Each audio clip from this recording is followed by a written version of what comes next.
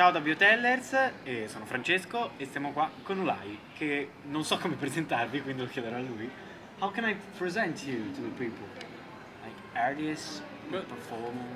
some people know me, and others who don't know me, I would introduce myself as artivist. Artivist. It's an abbreviation from artist and activist. Ah, okay, so because you're not that political as an activist, maybe? Yeah, and artist I find boring. Okay.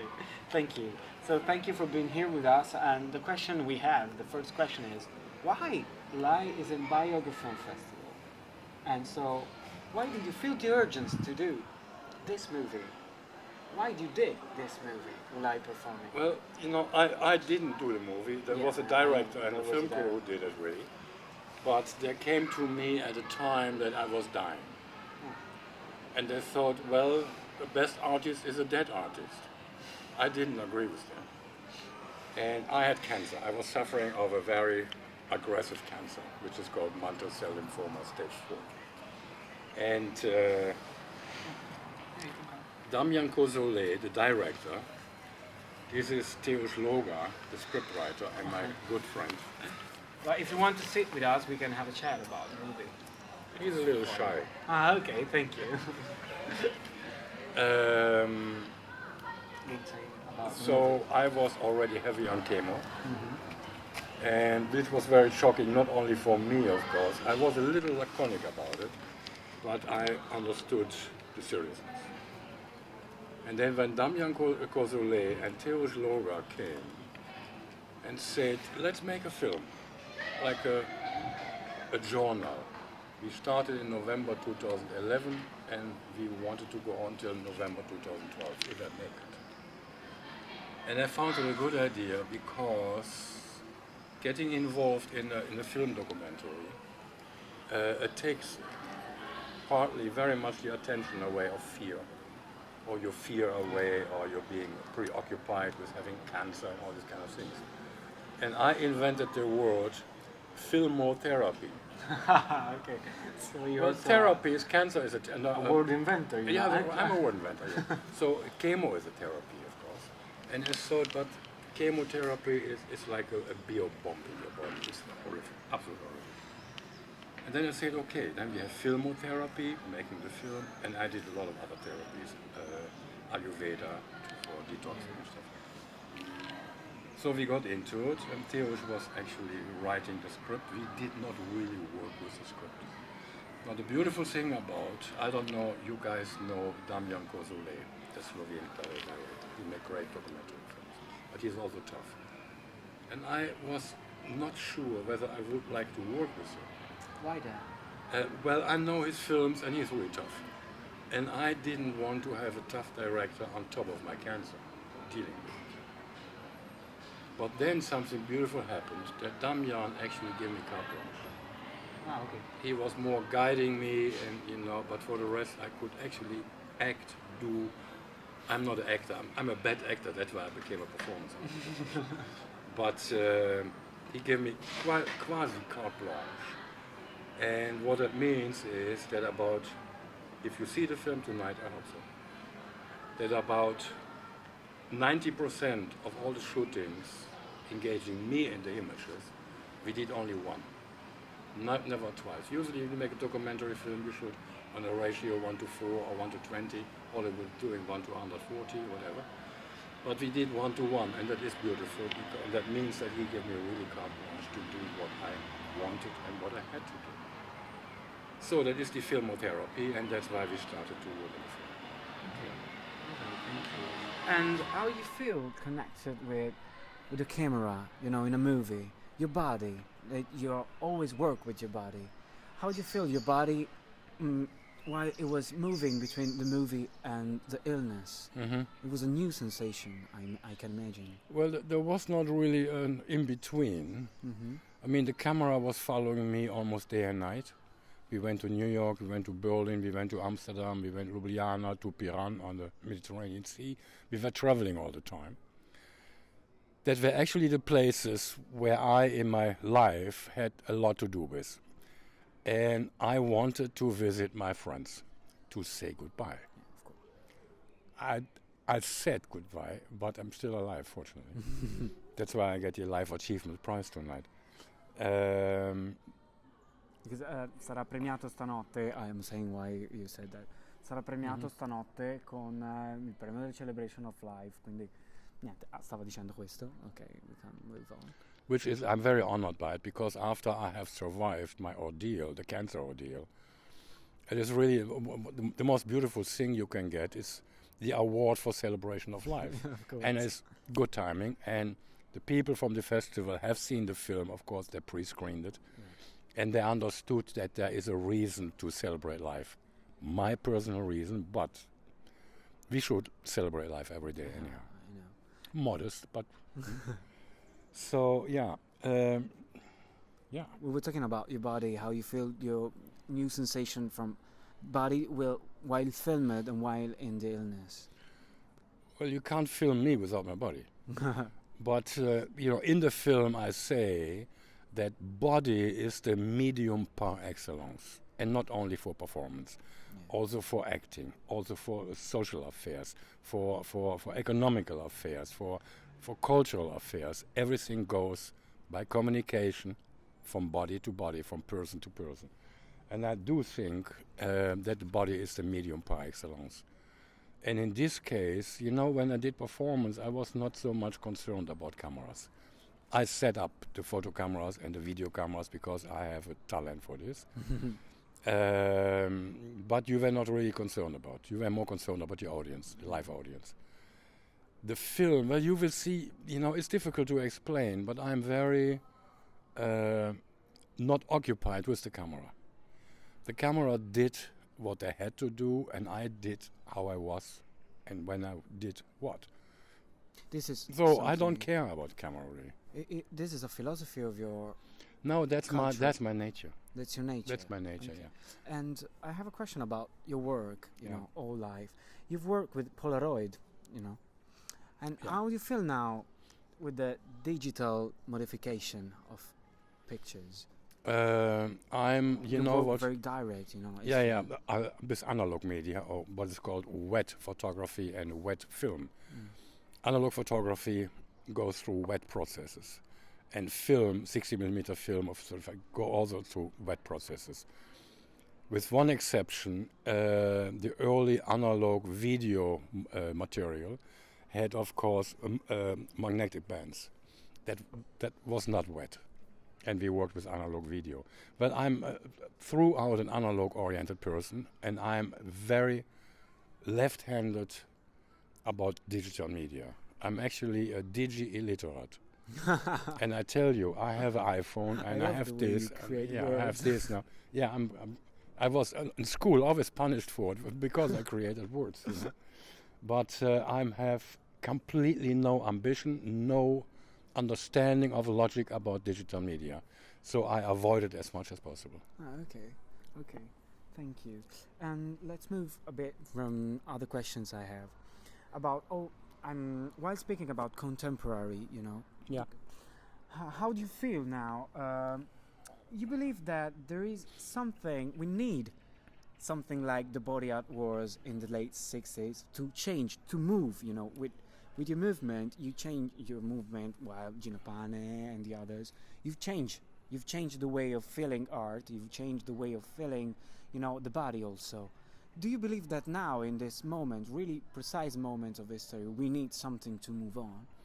Well, I happen to have visited the Mamo Museum today, and I went up to the second floor, I believe it is, and there are 3 video pieces being shown.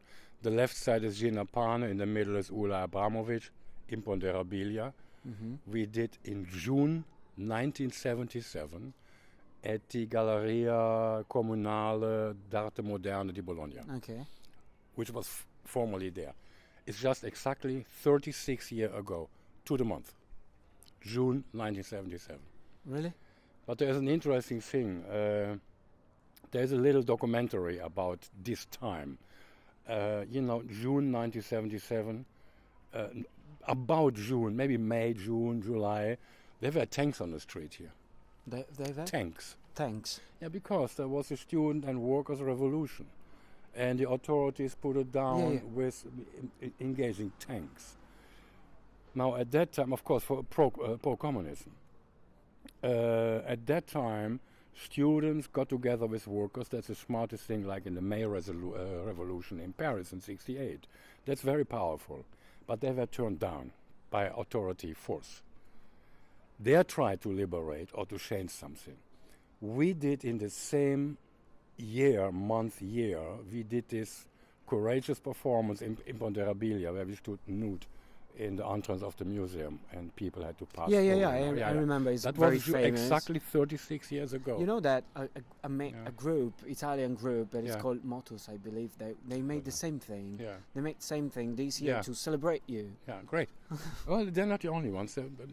They are reenacted once in a while, but They've been taken by the police because of nudity. You know, also in 2014. well, I tell you, in 1977. Franco Solmi was the director of the museum at the time. He was a great man. And staying there nude, like doorposts, Marina and me, 360 people passed through. And all of a sudden, Franco Solmi came with a suit and with another man in a suit. And the other man approached us and said, "I want to see your passports." We were nude. So the other man was from the moral vice. Moral police. Yeah. So they interrupted us then, as you say now again, because of nudity in public. So maybe nothing has changed from there. Nothing has changed. Nothing has. Communism has changed to Cato-communism, Yeah, the Catholic course. communism. And the Catholic communism doesn't exist, I think, also not really anymore, or doesn't play a role. But what we tried to do in the 70s, and we use performance because painting is okay, sculpture is okay, graphics is okay. Performance is more. But it's more powerful. You invest your body and blood or whatever. So, but also it has made history, all right.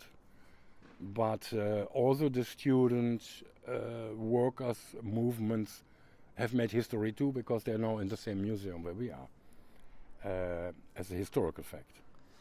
But you know, I don't know. 60s and 70s were very powerful, and you have no idea how good it was, because it's very difficult to Imagine. to imagine or set your mind back in that circumstances and time. That's We a problem with art history as well. But we tried hard, and what we have changed are a couple of things. First of all, performance was for most of the time subversive.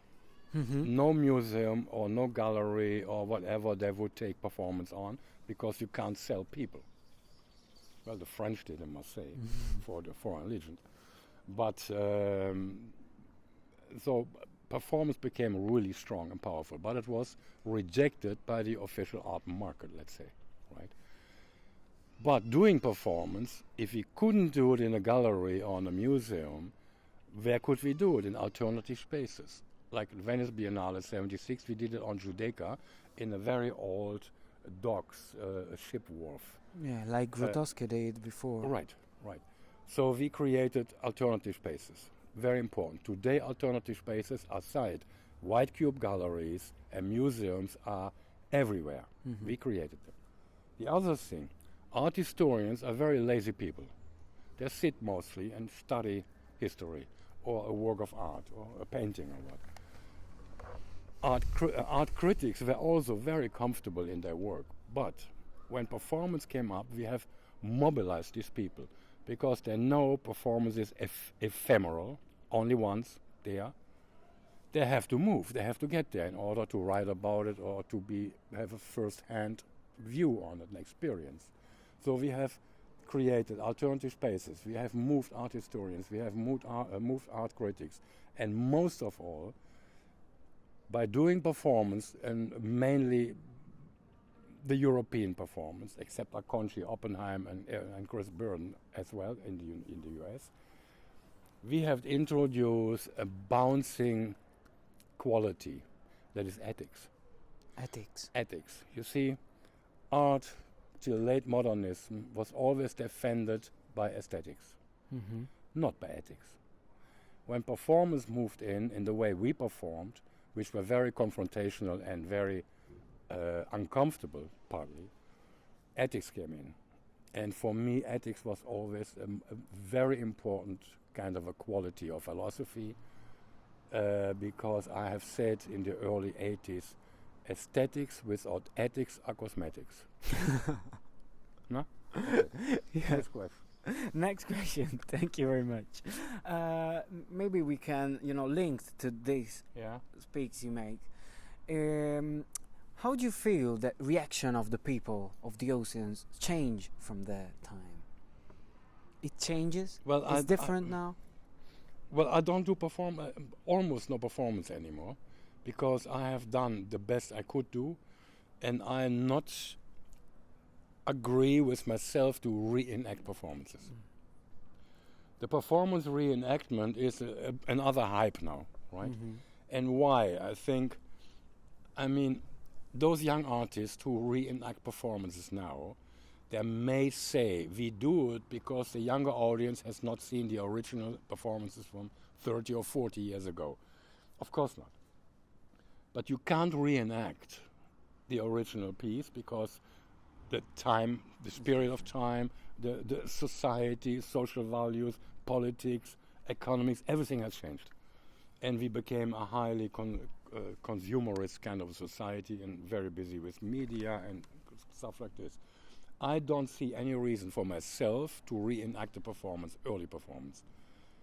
But by now, performance became legitimate. Maybe 10 years ago, performance became legitimate. Yeah. That means performance is performed now in galleries, in museums. Those who re-perform or reenact performance are paid for it. We never got paid, of course. I think for the performance here in the Galleria Comunale, we maybe got €100 or something like this at the time.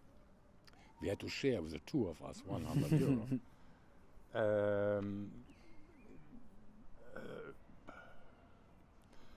What I think, to me personally, the most important thing is that to reenact performances from 30 or 40 years ago today doesn't make sense at all. At all. I What completely agree would with make you. sense to me personally, again, is there are so many reasons today to pick on. If you want to do something ethical, or you want to do something critical, or you want to do something uncomfortable, then remind the audience on things to be criticized. And there may be today more than in the 70s, right? So I think young artists should find a new concept, a new engagement in using performance as a very powerful medium, using performance to express discontent, for example. Because if I would do a performance again, would be totally discontent. Art market, society, culture, consumerism. But it's really difficult, I believe now. I made something like theater when I was younger, but I also made big theater, like acting, like while playing roles and stuff. And I believe that now is really different and difficult to show the others something that the others never seen before.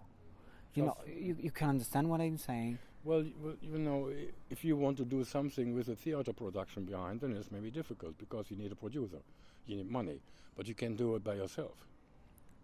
You say in public space, or in public space. Sure.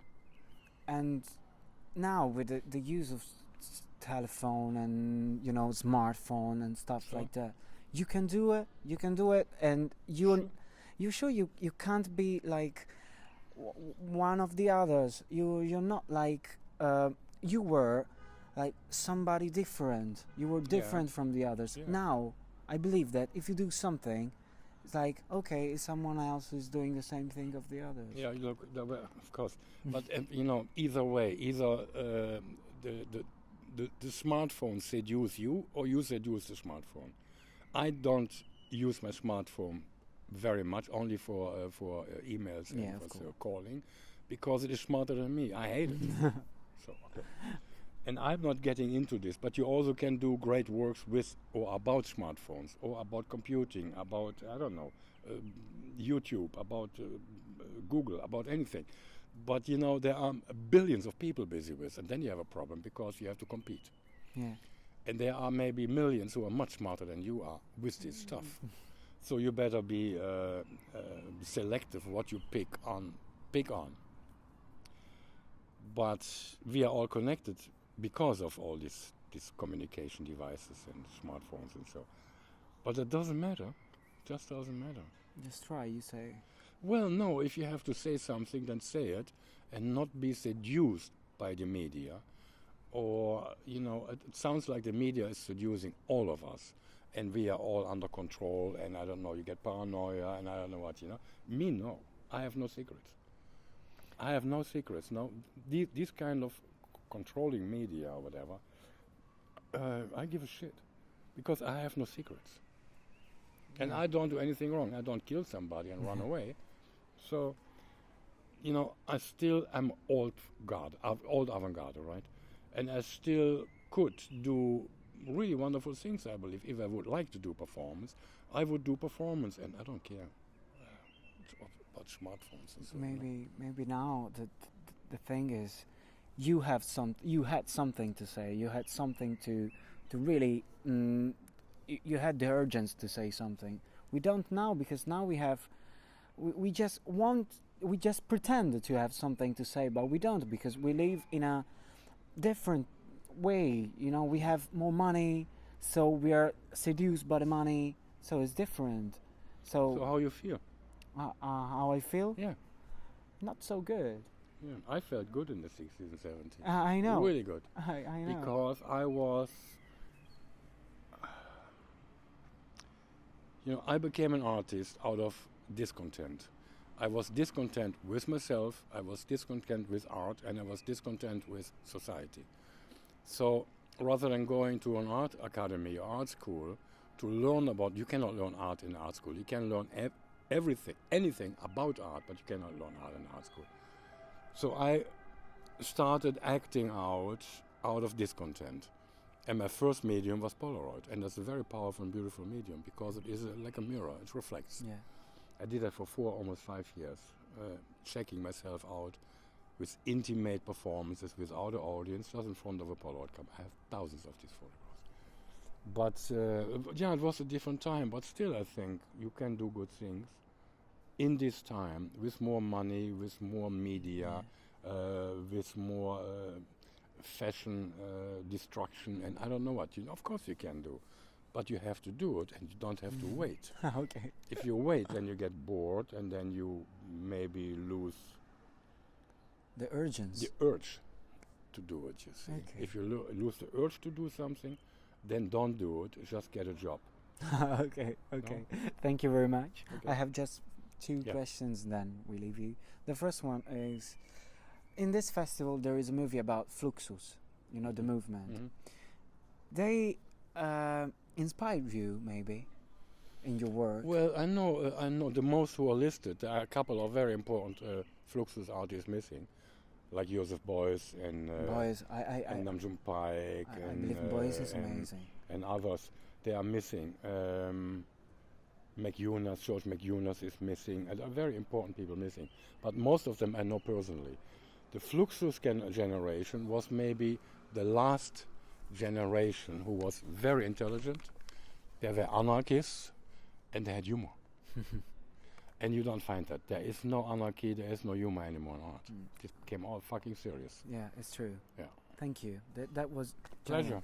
Last question. Oh. In one word, what's culture for you? Is the main theme of the festival? What do you mean? Culture is the main thing of the festival? That is the main theme. The main theme is the question, what's culture? So for you, what's culture? Everything. Okay. This is culture. Culture is what I recognize I belong to. Okay. There are other cultures I do not recognize I belong to. If I go too deep to Black Africa, this is definitely all culture, but I don't belong to. So for me, culture is anything around me where I belong to, good or bad. Okay. Thank you very much. Pleasure. Bye. Okay.